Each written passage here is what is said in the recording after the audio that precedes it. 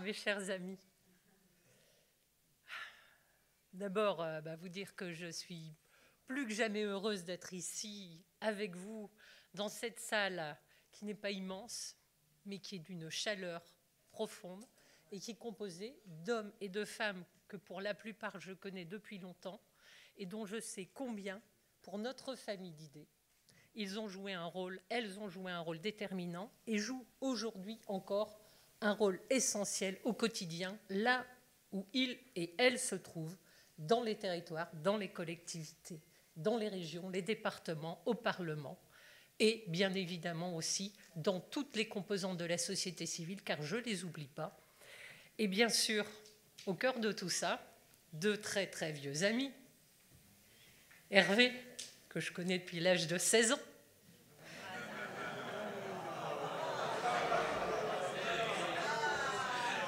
Patricia est là, son épouse, donc l'honneur est sauf, et Patricia, je la connais depuis aussi longtemps. Et Jean-Louis, bien sûr, parce que Jean-Louis, forcément, c'est lui qui m'a donné goût et envie de m'engager en politique. C'est lui qui m'a donné la chance de pouvoir m'engager en politique, parce qu'il m'a d'abord recruté, pour tout vous dire, un jour, alors que j'étais chef de projet politique de la ville, que je travaillais dans une collectivité du Nord, puis qu'un jour, je me suis intéressée à un nouvel élu valenciennois qui venait d'arriver et qui était passionnant. Il m'a embauché, il m'a fait vivre l'aventure de la transformation des quartiers. Il m'a fait vivre l'expérience d'un élu qui ne s'encombrait pas des normes, des règles, de tout ce que vous savez, qui avait envie de faire en sorte que l'action publique puisse transformer les choses, se désencombrer des carcans institutionnels et essayer de s'adapter aux réels besoins de la transformation de nos territoires et de notre société. Jean-Louis m'a donné la chance de passer d'un rôle technique à un rôle politique. Je me suis embarquée dans l'aventure des régionales avec lui et dans toutes les autres aventures qui ont suivi parce que, au-delà de cette expérience territoriale, Jean-Louis, c'est une façon de penser la politique, c'est une façon de penser le projet de société, c'est une façon qui pensait au plus près des hommes et des femmes et en même temps avec une vision et une hauteur de vue rare, assez unique en son genre, qui est liée à ta personnalité, Jean-Louis, ta sensibilité, ton envie effectivement de regarder aussi bien les grands équilibres du monde que ce qui se passe dans le quartier le plus en fragilité de ton territoire. Et je me permets de dire ça avant de démarrer mon propos. J'essaie de ne pas être trop longue et à chaque fois je dérape et je ne suis pas mes notes, mais ce n'est pas grave. Je le fais avec mon cœur, je le fais avec beaucoup de sincérité. Et donc aujourd'hui, c'est un moment particulier parce qu'on a donc Jean-Louis qui est notre président fondateur de l'UDI, auquel a bien sûr, et je ne l'oublie pas en ce jour particulier, j'associe Jean-Christophe. Jean-Christophe, il a choisi, pour des raisons que chacun connaît, de ne pas poursuivre l'aventure en tant que président de l'UDI, tout en ayant toujours un regard attentif, une écoute et une envie, effectivement, que notre famille d'idées continue à poursuivre son aventure. Mais en tout cas, après ces 10 années passées de l'UDI, nous tournons une page. Une page à un moment déterminant. Bouleversement des équilibres du monde, je viens de le dire, bouleversement de la vie aussi politique de notre propre pays. Moment où il faut absolument que pas à pas, le paysage politique national se recompose, se reconstruise, que chacun trouve sa place. Et à ce moment, nous nous apprêtons, sans beaucoup de suspense, et je pense que c'est tellement évident aujourd'hui que Hervé se retrouve à devenir, je l'espère, et j'en suis sûre, dans quelques instants, notre président. Hervé, pourquoi ? Parce qu'Hervé, vous le savez très bien, à un moment, encore une fois, il va falloir poser des jalons forts, et j'y reviendrai après. Exister, défendre des valeurs qui nous sont chevillées au corps. Si nous sommes tous aujourd'hui encore à l'UDI, c'est parce qu'on pense que... Alors, il y a un parti, il y a une majorité présidentielle, il y a deux blocs aux deux extrêmes qui sont extrêmement déterminants, mais dans cette espèce d'élément central qui doit pouvoir constituer des majorités de projets, faire avancer notre société, faire aboutir des réformes lorsqu'elles seront essentielles, il faut une forme de diversité, il faut de l'indépendance, il faut être force de proposition, et nous incarnons un segment que nous devons jalousement porter, défendre, protéger, faire vivre, faire exister très concrètement dans les propositions et dans les valeurs. Et ce segment, l'UDI, il doit plus que jamais l'incarner, parce qu'encore une fois, ce n'est pas un monolithe où tout le monde obéit le doigt sur la couture du pantalon qui nous permettra de convaincre le plus grand nombre des Français. C'est bien parce qu'il y aura une émulation dans tous les débats au quotidien. Alors Hervé, tu es vraiment l'homme de la situation. Hervé, tu es bourré d'expérience. La vie politique n'a pas de secret pour toi, mais tu as aussi une personnalité dont on a besoin. Tu es un homme qui est capable de porter avec détermination une idée, de la défendre et de la faire aboutir. Tu es un homme qui est capable de discuter, de négocier, de consensus. Rien n'est jamais fait dans la brutalité. Tout est toujours fait dans la concertation, mais avec détermination. Tu as joué un rôle dans l'ombre dans cette famille d'idées, toujours. Fort, important, dans la construction de nos fédérations, dans la préparation des élections. Mais tu es aussi un homme qui a montré, qui a fait ses preuves tout temps, que ce soit aujourd'hui à la tête du groupe centriste au Sénat, où tu sais faire exister, porter nos différences et faire avancer le débat dans le cadre de notre chambre sénatoriale et donc dans le débat national. Tu es un homme qui est aussi, au travers de ses responsabilités, que ce soit à la tête de la commune que tu as gérée, dans les institutions départementales, enfin, je n'ai pas besoin d'en refaire le panégyrique. Pour moi, Hervé, tu es celui qui a le tempérament, la personnalité, l'expérience et la détermination qu'il faut quand on doit reconstruire, tourner une nouvelle page de l'aventure de notre famille d'idées. Il va falloir reconstruire les fédérations. Il va falloir recréer un collectif, parce que le Covid, comme dans toutes les familles d'idées, tous les événements terribles qui bouleversent notre société aujourd'hui, société française, a fait que les partis politiques ont été fragilisés, les gens étaient perdus, le militantisme, c'était compliqué. Aujourd'hui, c'est maintenant ou jamais, on reconstruit nos fédérations, on remobilise nos élus locaux, parce que c'est eux la première puissance de notre famille d'idées. C'est eux qui sont au contact des vraies réalités et qui ont les débuts de solutions. Il faut qu'on ait quelqu'un comme toi parce que tu sauras animer le collectif, parce que tu vas recréer ce lien. On a besoin de redevenir une grande famille où on travaille les uns avec les autres. On a besoin de reconstruire cet état d'esprit, cette grande famille de l'UDI où chacun a envie de venir apporter sa contribution dans nos différences, dans nos complémentarités. On a tous nos nuances, on a des sensibilités, certains forts veulent effectivement qu'on soit plus qu'indépendants, qu'on ne se situe pas dans la majorité, d'autres qui ont envie qu'on tende la main. Mais de toute façon, tous, on pense la même chose. Et aujourd'hui, dans le paysage politique actuel, ce n'est pas compliqué. On va peser parce qu'on va construire des majorités de projets. Ça ne veut pas dire... Et donc, je suis convaincue, mon cher Hervé, mon cher Jean-Louis, qu'en restant très indépendant, on peut satisfaire aux exigences et aux attentes de chacun, parce que c'est la force de ce qu'on proposera qui fera notre existence et notre indépendance garantira qu'on pourra les porter jusqu'au bout. Et toi, Hervé, eh bien, tu as justement cette capacité, encore une fois, à nous aider à porter ce projet, parce que maintenant, il va falloir se retrousser les manches. Jean-Louis, tu nous as gentiment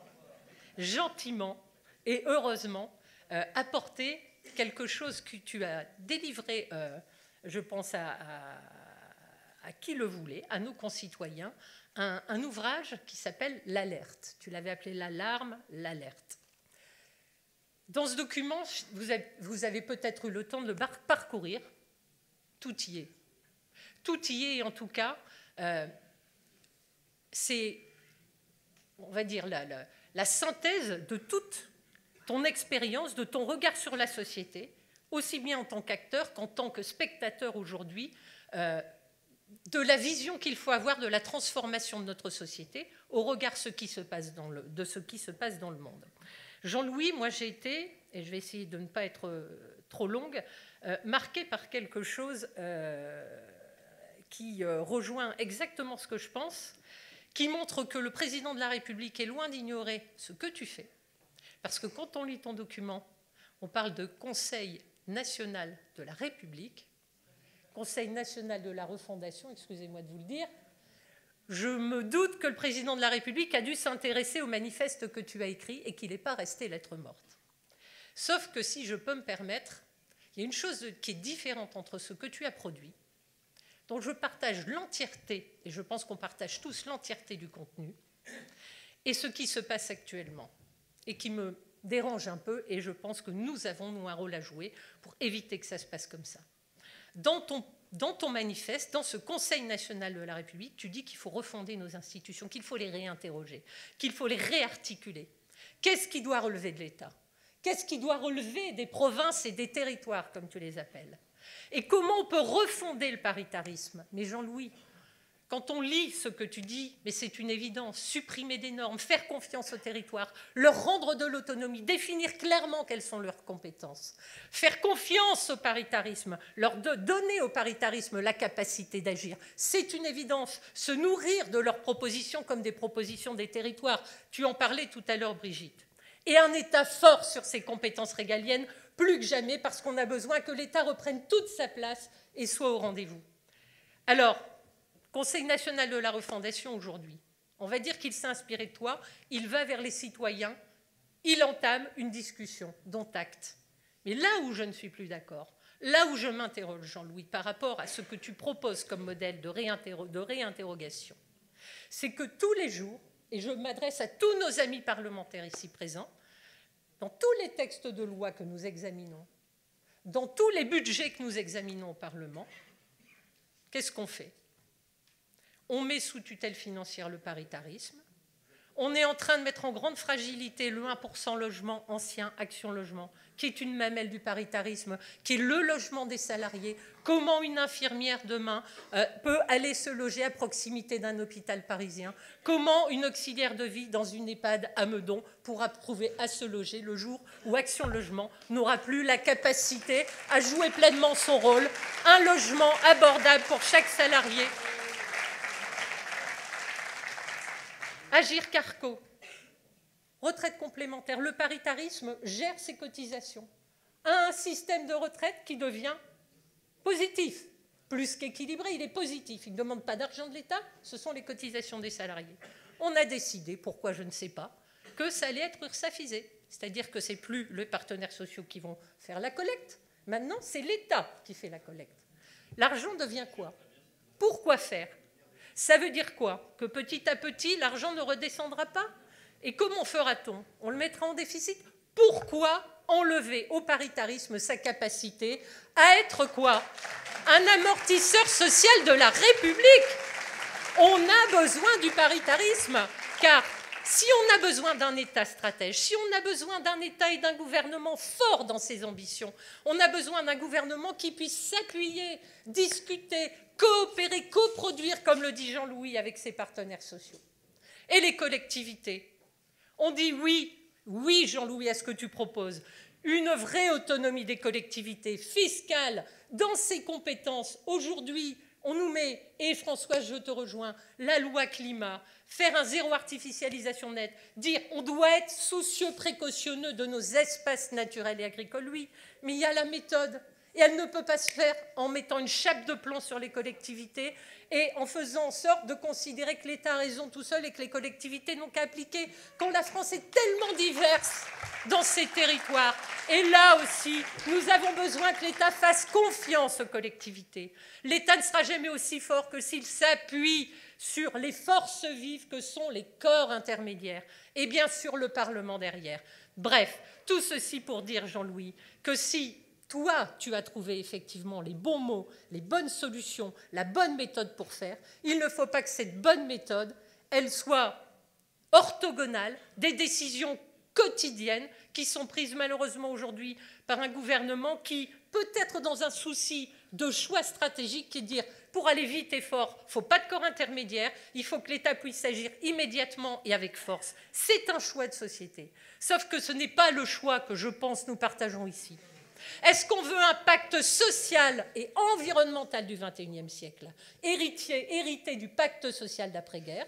Est-ce qu'on veut un modèle à l'américaine, à l'anglo-saxonne, plus vertical? Est-ce qu'on veut un modèle recentralisé ou décentralisé? Moi, je pense que le projet de l'UDI, c'est quel modèle de société veut-on? Un modèle humaniste, soucieux de l'avenir de ces jeunes, plein d'espoir, soucieux de défendre effectivement toute une série d'enjeux que tu as pointé avant bien des gens, des enjeux de fragilité sociale qu'il faut qu'on... On a parlé de la dépendance, on a parlé de la jeunesse, des quartiers politiques de la ville.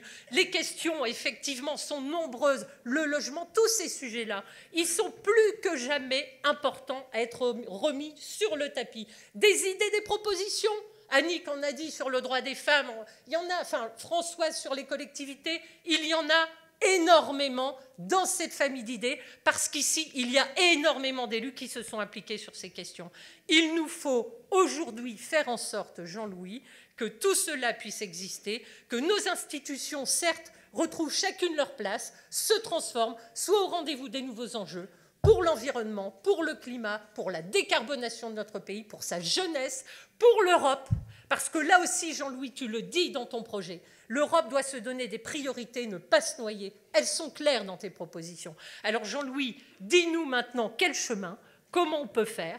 Mais en tout cas, mes chers amis, en tout cas, pour terminer, aujourd'hui, eh bien, Hervé, on n'attend plus derrière que le cap que tu nous donneras, la volonté que tu auras de faire en sorte que les uns et les autres, demain, eh bien, on sache recomposer, une fois de plus, la famille que nous avons toujours été, mais que nous devons plus que jamais consolider, unir, rassembler. Nous devons être une grande famille déterminée à faire vivre des valeurs qui sont essentielles aux Français et à notre pays, et on les défendra plus que jamais.